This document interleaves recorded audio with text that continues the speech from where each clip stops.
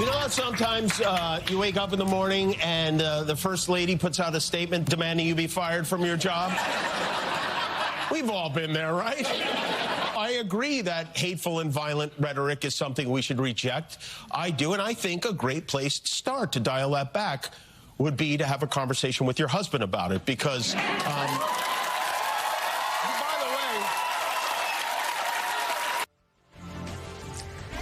Hi again, everybody. It's now 5 o'clock in New York. A defiant Jimmy Kimmel last night after both Donald and Melania Trump called for the comedian to be fired over a joke he made on his show days before the White House Correspondents' Dinner. A joke that was about nothing more than Donald Trump's age and the strength, perhaps, of his relationship. The Trumps, however, attempted to blame that joke told on Thursday by Jimmy Kimmel for the violence that erupted at the dinner Saturday, something which Kimmel flatly rejects. Watch. It was a very light roast joke about the fact that he's almost 80 and she's younger than I am. It was not, by any stretch of the definition, a call to assassination, and they know that. I've been very vocal for many years speaking out against gun violence in particular.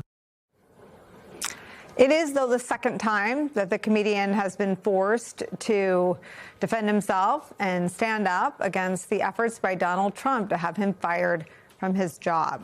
Because Donald Trump's worst fear seems to be someone who uses humor to show just how small-minded he can be. While this type of defiance is newsworthy because it is rare, it's also a powerful tool when deployed against a bully like Donald Trump, especially during this second term as president. It's something only a few individuals have been brave enough to deploy as a tactic, and that's why we cover them here.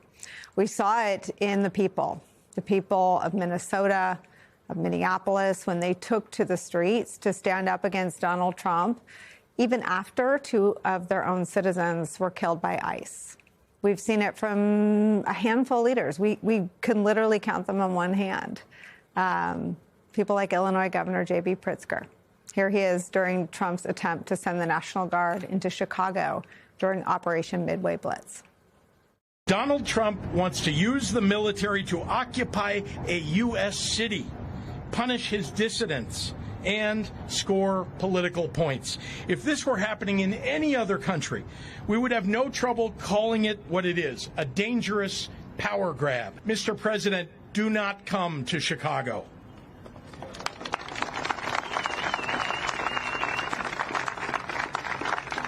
You are neither wanted here nor needed here. Your remarks about this effort over the last several weeks have betrayed a continuing slip in your mental faculties and are not fit for the auspicious office that you occupy. Most alarming, you seem to lack any appropriate concern as our commander-in-chief for the members of the military that you would so callously deploy as pawns in your ever more alarming grabs for power. We showed that live when it happened because these acts of defiance, as we said, they're rare, but more often than not, they work. And they serve as a counter to the country, and they're projected around the world to counter Donald Trump. It's where we begin the hour with Illinois Governor J.B. Pritzker. Today, importantly, was the final hearing by the Illinois Accountability Commission, which has been dedicated to uncovering and investigating the violence by Donald Trump's ICE agents during that Operation Midway Blitz. Do you want to sort of take us through what an after-action kind of report and investigation filled in that wasn't sort of highlighted by you in real time? Thank you, Nicole. And yeah, you just saw the video of the beginning. And of course, they attacked our city. They brought ICE and CBP in. They attempted to bring National Guard in. We beat them in court to keep them out. We sort of made the playbook that I think that other cities use to push back. And now, as you know, I created the Illinois Accountability Commission to make sure that we were capturing evidence that can be used against the people who are breaking the law. You know, we had 16 very deep investigations that were undertaken here. There were literally 250 videos used as evidence, 100 hours of ICE and CBP video that was obtained and used in these hearings. And we had 60 eyewitnesses, some very, very powerful testimony that was given, all of which is with the purpose of keeping the record so that, number one, we could take them to court now, as we have, to limit their ability to attack our cities and our people, U.S. citizens, legal residents, even undocumented people who've never broken the law, by the way, and to hold them accountable later when there might be a new administration or a new Congress that can, in fact, hold them accountable. We want them to know now that their actions now will be kept as evidence, and that one day, even if it's not today or this week or this year, they will be held responsible for their actions. I remember when I interviewed you for my podcast, you talked about how you were asking people to take videos with their phone and submit them, and you were going to keep all this content to use as evidence in future efforts to hold them accountable.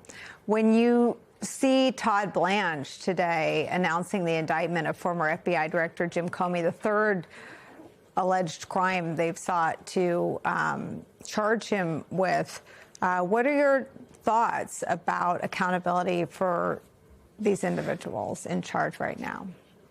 Yeah, well, let's start with what Donald Trump is really after here, weaponizing the DOJ to go after his political enemies.